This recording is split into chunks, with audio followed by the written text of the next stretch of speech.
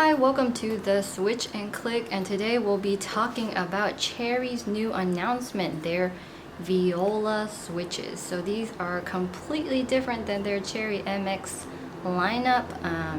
They don't even want us to make the comparison to compare the Viola to like reds or browns or blues and things like that. So we're just gonna take this as like a clean slate. So Cherry's primary intent with these switches is to enter the budget keyboard market.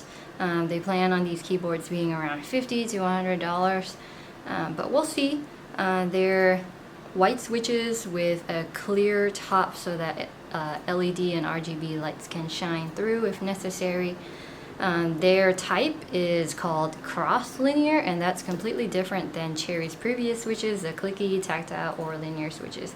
I've read some people say that they're very similar to reds. Some people say they're very similar to browns. I mean, we shouldn't be making that comparison, but they have an actuation force of 45 grams with a bottoming out force of 75 grams, and that is a lot.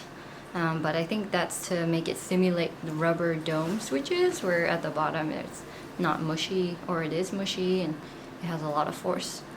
They're similar to Cherry MX switches in that their total distance is 4 millimeters with an actuation distance of 2 millimeters.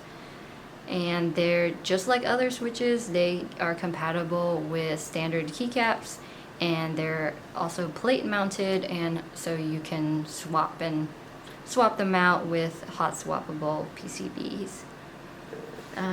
What else? So Cherry says that their intent is to compete with keyboards that have rubber dome membranes or switches right now, and they're trying to get that market. So what I'm thinking is that instead of really going against the rubber dome membranes, they'll be going up against the MX style equivalent, imitation, or knockoff switches. So those are like the Gatorons, Owatemu, and other switches like that, maybe even Kale switches.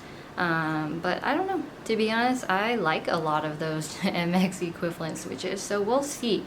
If they're going around the $50 to $100 mark, they'll most likely be competing with the different Chinese manufacturers on Amazon, such as the Area, Red Dragon, or there's a bunch on Amazon that are around that price range, and they're not bad.